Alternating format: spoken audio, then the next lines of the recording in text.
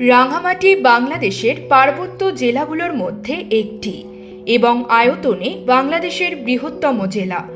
আয়তনে বাংলাদেশের সবচেয়ে বড় জেলা রাঙ্গামাটি।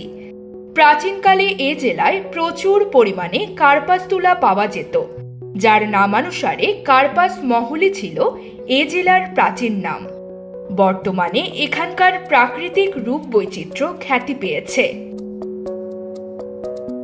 দর্শক, কোজি এক্সপ্রেস চ্যানেলের ভিডিওতে রাঙ্গামাটি জেলা নিয়ে থাকছে সকল তথ্য। রাঙ্গামাটি জেলা বাংলাদেশের একটি জেলা যা চট্টগ্রাম বিভাগের অন্তর্গত।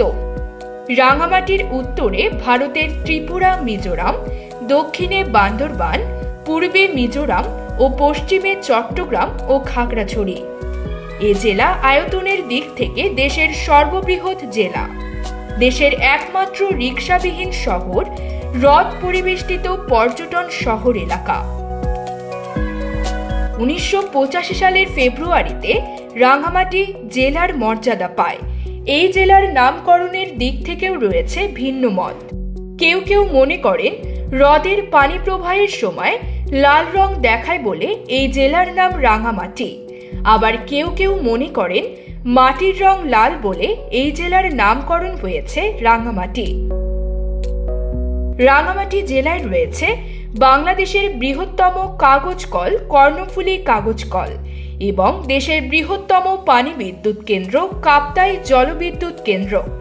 এছাড়া রয়েছে রেয়ন কল, ঘাগড়া বস্ত্র কারখানা, উপজাতীয় বেইন শিল্প, বাঁশ ও বেতের হস্তশিল্প, হাতির দাঁত শিল্প ইত্যাদি।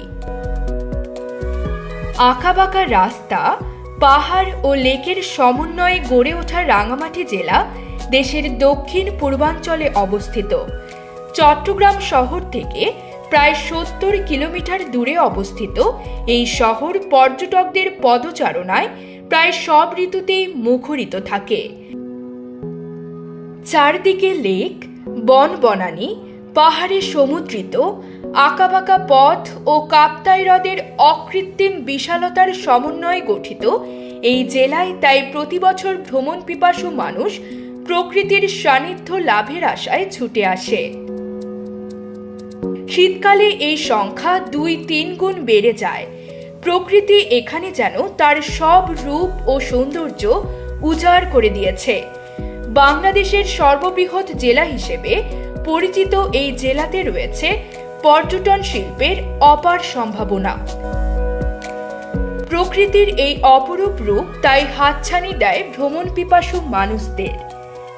রাঙ্গামাটি জেলায় অনেক দর্শনীয় স্থান রয়েছে, তার মধ্যে কিছু তুলে ধরা হলো। ঝুলন্ত সেতু।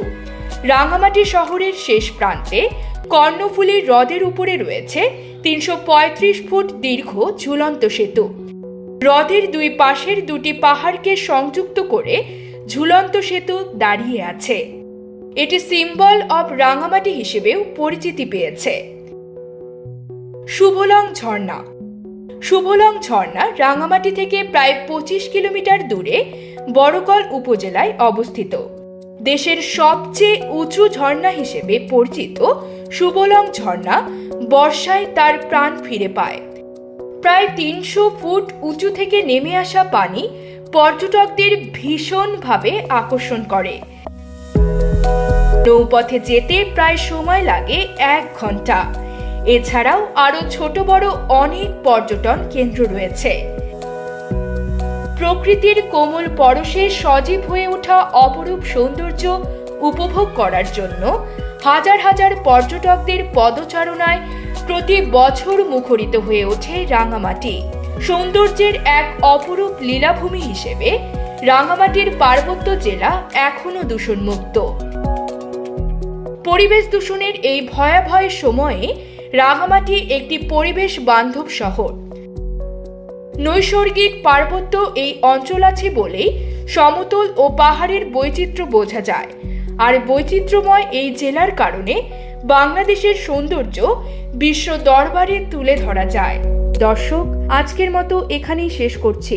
দেখা হবে পরবর্তী কোনো ভিডিওতে। আর ভিডিওটি ভালো লাগলে চ্যানেলটি সাবস্ক্রাইব করে আমাদের পাশেই থাকুন। কোনো মতামত থাকলে কমেন্ট বক্সে শেয়ার করুন। আল্লাহ হাফেজ।